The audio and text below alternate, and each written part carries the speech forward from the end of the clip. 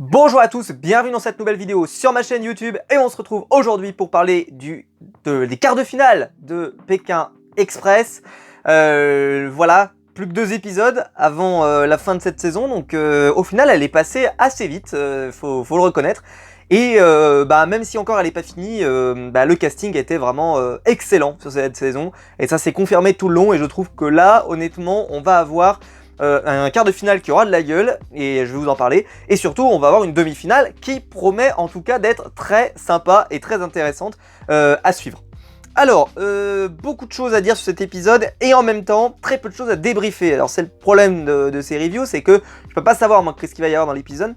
Je vous le dis tout de suite, j'ai passé un excellent moment devant cet épisode, je me suis régalé. Cependant, c'est pas un épisode sur lequel je vais pouvoir vous analyser beaucoup de choses, parce que il s'est passé peu de choses au final. C'est-à-dire que le suspense a été assez peu présent, on a malheureusement, j'ai envie de dire, quelque chose qui a avancé assez vite. Peu de retournements et quelques déceptions, en particulier une grosse déception, mais nous en parlerons tout à l'heure. Ce qui fait que cet épisode qui aurait pu être un épisode génial, a été un épisode bon, mais c'est pas masterclass, même si par contre le final était forcément extraordinaire, vous l'imaginez bien si vous me connaissez. Alors, la première épreuve, c'est une épreuve de nourriture, dans lequel il faut manger quelque chose. Donc il y a 3 plats qui sont proposés. D'abord des yeux de poisson cru, ils en ont quand même mis 8 quand même, c'est pas banal. 8 chacun en plus, hein, donc gros efforts. Il y a ensuite un énorme piment. C'est vrai que ça semble trompeur, et souvent quand vous avez un seul piment comme ça, effectivement c'est trompeur, donc effectivement il arrachait pas mal. Et celui qui a posé vraiment problème, c'était les 2 testicules de mouton, qui a été vraiment problématique. Testicules de mouton qui m'a rappelé les grands moments de Fear Factor pour ceux qui connaissaient cette émission sur TF1, une ancienne émission dans laquelle en fait tu étais obligé d'affronter tes peurs, et justement souvent soit ils vous mettaient dans le vide, soit ils vous mettaient justement avec des plats horribles et dégueulasses, et très souvent on avait des yeux de je ne sais quoi, et on avait souvent les testicules de mouton, c'était un peu une spécialité. Et voilà, c'était assez ouf. J'ai adoré la punchline de Noël où il te dit comme ça, il te fait non mais il te regarde ses yeux, ne me mangez pas. Ah bah si, on va te bouffer. Donc vraiment impitoyable Noël, impitoyable. Il leur a laissé strictement aucune chance avec Florent. Ils ont trop lancé. Qu'est-ce qu'ils m'ont fait rire. Alors Florent par exemple, quand t'as Stéphane qui révèle que c'est des testicules de mouton, et là il fait mais dis pas le nom bordel, mais dis pas le nom, non, dis-nous que c'est autre chose, j'en sais rien, peu importe, dis-nous que c'est un organe d'un mouton, mais on s'en fout, et va pas nous dire que c'est des testicules quoi, non, c'était... Franchement ils sont super drôles les deux, je le dis parce que des fois je sais qu'il y en a qui sont moins fans des frères bûcherons, n'importe quoi, j'ai commencé avec les frères bûcherons, maintenant non, les Catalans. Je sais qu'il y en a qui sont un peu moins fans des Catalans, je le sais, c'est comme ça. Moi, je suis hyper fan des Catalans parce que pour moi, c'est ce que j'aime voir dans Pékin. C'est-à-dire le côté des duos très explosifs, très divertissants, mais qui en même temps ne lâchent rien, ils ont envie de tout donner jusqu'au bout. Et c'est ce qu'on trouve chaque semaine. Et là, c'est eux qui vont finir la dégustation en premier, qui vont pouvoir partir.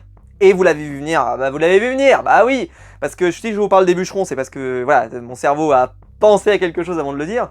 C'est que quand je les ai vus sur le paddle, j'ai dit putain ça va être les bûcherons numéro 2. Et ça a été les bûcherons numéro 2. Ça a été les bûcherons numéro 2. Impossible. Le mec il fait 110 kilos. On l'avait découvert lors de, vous savez, du saut à l'élastique.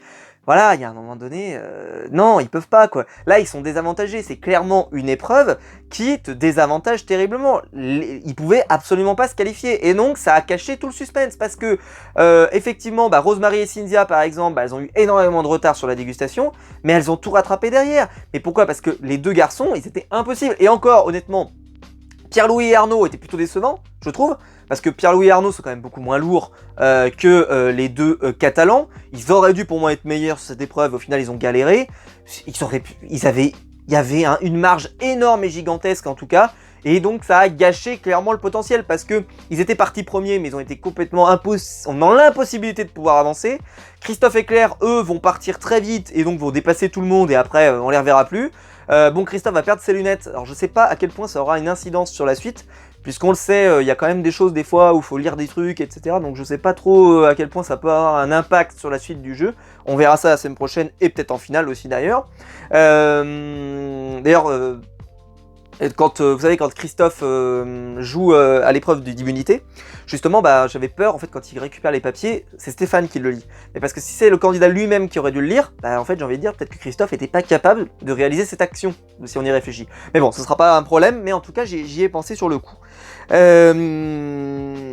Bah voilà, Christophe et Claire, eux, ils arrivent à tenir debout et ils arrivent bien à avancer.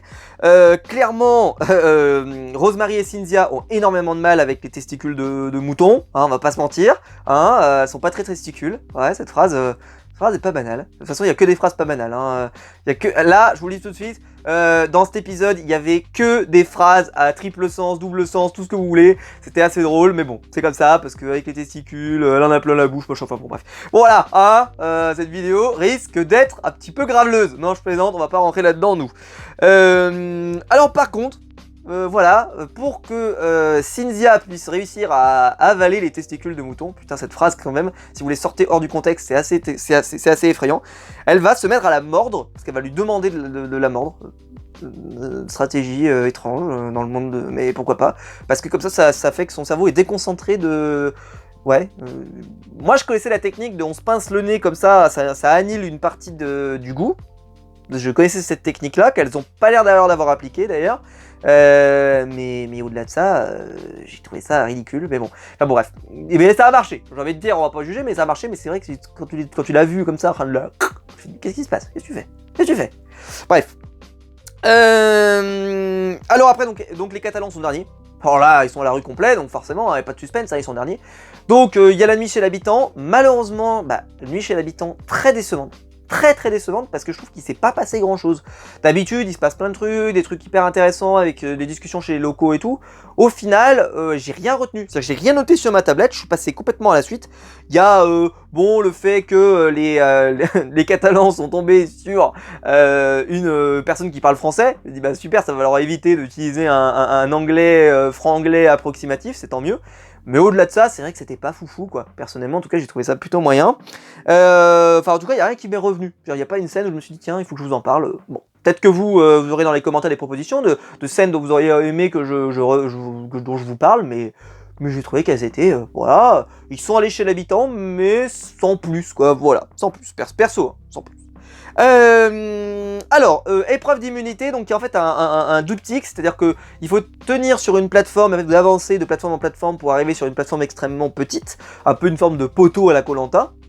D'ailleurs, est-ce que c'est pas un forme de plagiat? Mais bon, on va pas venir chercher des problèmes, parce que bon, on s'en fout en absolu, parce que c'est quand même différent, parce que c'est associé à un quiz qui est posé. On sait pas combien il y a de questions dans ce paquet de sable, mais j'espère qu'ils en avaient prévu une tonne, parce qu'ils ont mis quand même très longtemps pour arriver à avancer et tout, donc j'espère qu'il y en avait suffisamment.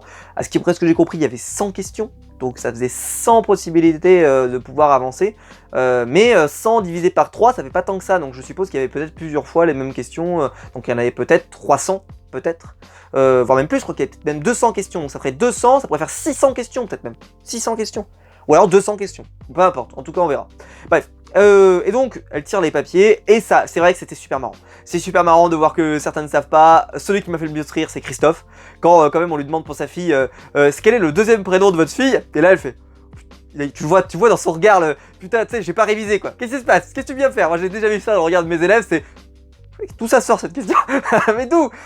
Attends, ton deuxième prénom, et là, t'as Claire qui quand même regarde son père, c'est... Mais c'est toi qui m'as donné ce prénom quand même, c'est pas le voisin qui m'a donné ce prénom. Andrea, je sais plus ce qu'elle dit, non, bah non, c'est pas ça, et hop, elle repart. Enfin, c'était super drôle, j'ai adoré. Et voilà, Christophe, il était super marrant, il était vraiment super drôle. Tu voyais que Claire, elle hallucinait à chaque fois qu'il donnait une réponse. Bon, je suis honnête, moi, mes parents, même ma date de naissance, ils savent pas exactement. Hein. C'est-à-dire que des fois, c'est un peu c'est pas très précis dans le jour, le mois, l'année. Si le mois, ils savent, mais le jour, des fois, ils se trompent, des fois. Hein. Donc ça arrive. Donc je peux vous dire que, voilà, dans le stress et tout, moi, je pense que, moi, je me méfierais de mes parents sur ce genre d'épreuve. Je m'en méfierais comme la peste. C'est-à-dire, qu'est-ce que tu vas dire? Je sais pas. Bref, voilà. Bref, j'ai trouvé que l'épreuve était super cool. C'est Rosemary et Cynthia qui vont la remporter.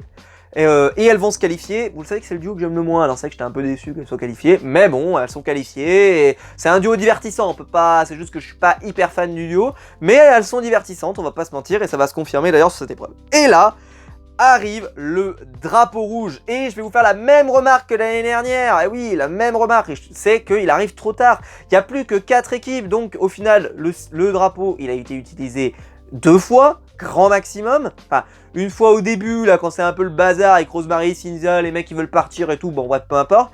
Et puis après, une deuxième fois sur le chemin, et puis c'est tout. Alors que moi, j'ai souvenir de drapeau rouge utilisé régulièrement sur des longues durées, parce que le drapeau rouge des fois il durait 2 jours, c'est-à-dire que là il a duré même pas une petite après-midi, donc ça a pas le temps, en fait t'as pas le temps de pouvoir faire les différences, c'est-à-dire qu'à partir du moment où t'as flagué tout le monde, bah tu finis premier, alors qu'avant c'était pas si immédiat que ça, tu pouvais avoir des surprises, etc. Là c'est un peu ridicule, c'est un peu, je trouve qu'il arrive trop tard ce drapeau, il faut le mettre beaucoup plus tôt, il aurait fallu le mettre il y a 3 ou 4 épisodes, vraiment, c'est dommage, donc il va être utile bien entendu puisque c'est Christophe et Claire qui vont remporter la victoire, mais il va pas être extraordinaire et c'est vrai que j'étais un peu déçu de ce côté là, mais bon c'est comme ça.